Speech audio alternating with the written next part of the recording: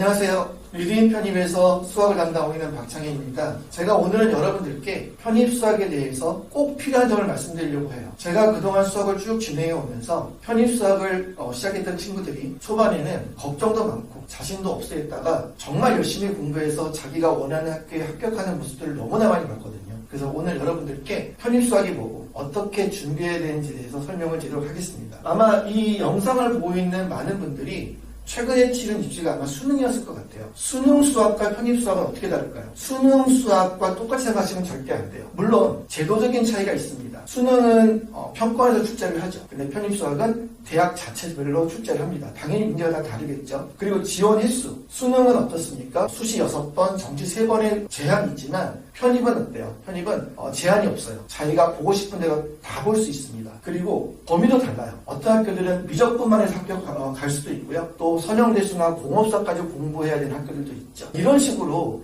내가 좀 자신 있고 좀 더 몰입할 수 있는 부분에 선택과 집중을 할 수 있는 게 편입수학이에요. 거기에다가 큰 특징을 또 보게 되면은 첫 번째는 넓은 출제 범위입니다. 대학 수학 범위다 보니까 고등학교 범위에 제한되는 수능하고 다르게 출제 범위가 넓죠. 그만큼 또 어려운 걸 하다 보니까 계산형도 많고 또 타임 어택이라서 시간에 시험 볼 때 쫓길 수도 있어요. 예를 들면 경희대 같은 경우는 30문제가 나오거든요. 그러면 연습이 충분치 않으면 급할 수도 있겠죠. 그럼 이제 여기까지만 보면 그럼 편입수학 어려운 거 아니야? 생각할 수도 있는데, 자, 세 번째는요. 편입수학에 굉장히 많은, 거의 대부분이 패턴화된 문제입니다. 그래서 나왔던 문제 또는 비출됐던 문제들 중에 똑같은 문제들이 굉장히 많이 나와요. 그러다 보니까 보통 문제은행식이라고 하죠. 그래서 이걸 반복 연습을 하게 되면 어려운 문제도 연습 양이 충분하게 되면 시험장에서 해결할 수가 있어요. 자, 제가 예를 들어 보여드릴게요. 아마 이 영상을 보시는 분들이 대학교 2학년을 마친 분들이 많을 것 같은데, 여러분이 봤던 수능입니다.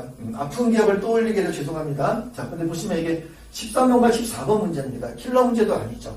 근데 보면 좀 상당히 길기도 하고 복잡하기도 해요. 그렇지만 신유형이라고 해서 전혀 보지 못했던 처음 보는 문제들은 수능에 대부분이 깔리게 되죠. 그 안에서 100분 동안 해결을 해야 됩니다. 그래서 어렵기도 하고 특히 사고력이나 추론 능력을 굉장히 많이 요구를 하죠.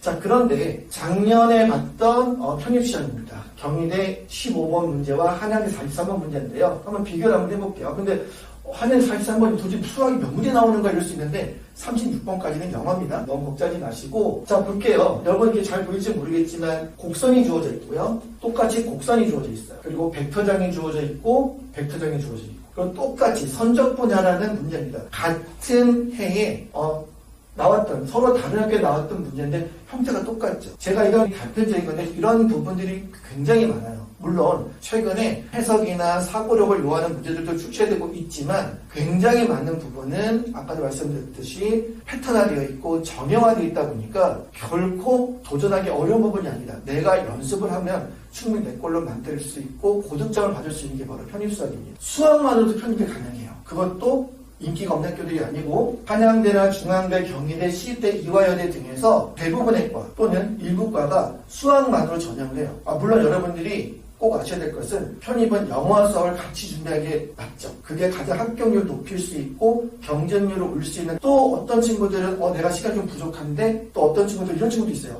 내가 수학은 좀 재밌고 자신이 있는데 영어는 정말 너무 어렵고 자신이 없다. 그럴 때는 선택과 집중하자는 거죠. 내가 강하고 내가 할 수 있는 부분으로 시험을 보는 게 바로 편입시험이라는 거예요. 그래서 두려워할 필요가 없습니다. 그래서 결론은 뭐냐면 개념을 정확하게 알고 충분히 연습을 하고 반복을 한다면 여러분들 충분히 편입시험에 도전할 수 있고 또 원했던 곳에 합격할 수 있어요. 아시겠죠? 그럼 편입수학, 제가 타이틀이 이렇게 다르거든요. 편입수학 이렇게만 하면 된다.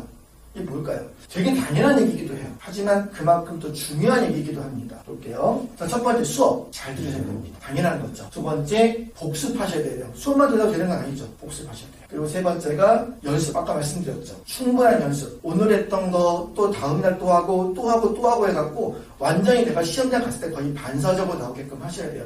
편입수학은 난이도하고 관계가 없는 문제가 너무 많아요. 왜? 내가 이미 봤던 문제들이고 연습을 내가 충분히 했던 문제들이기 때문에 어려운 문제도 연습량이 많으면 바로 해결할 수가 있다는 거죠. 가장 중요한 게 또 이겁니다. 질문이에요. 내가 수업 잘 듣고 복습 열심히 하고 연습했어요. 그런데 내가 모르는 게 질문 안 했어요. 그럼 계속 남아있죠. 그거는 내게 된 게 아니죠. 반대로 생각할게요. 질문하고 피드백을 제대로 받으면 내 걸로 많이 만들면 만들수록 시험장에서의 경쟁력은 높아지고 합격을 맺게 될 것입니다. 이게 1년 내내 만약에 돌아간다면은 여러분들 편입수학에 대해서 절대 두려워하지도 말고 자신감을 가지시면 돼요. 아시겠습니까? 편입수학은 결코 어려운 게 아닙니다. 여러분이 충분히 할 수 있고 도전해볼 만한 가치도 있고 여러분의 많은 선배들이 이미 이뤄왔던 그런 시험이에요. 걱정하지 마시고 저에게 맡기시고 열심히 하도록 합시다. 강의에서 만날게요. 감사합니다.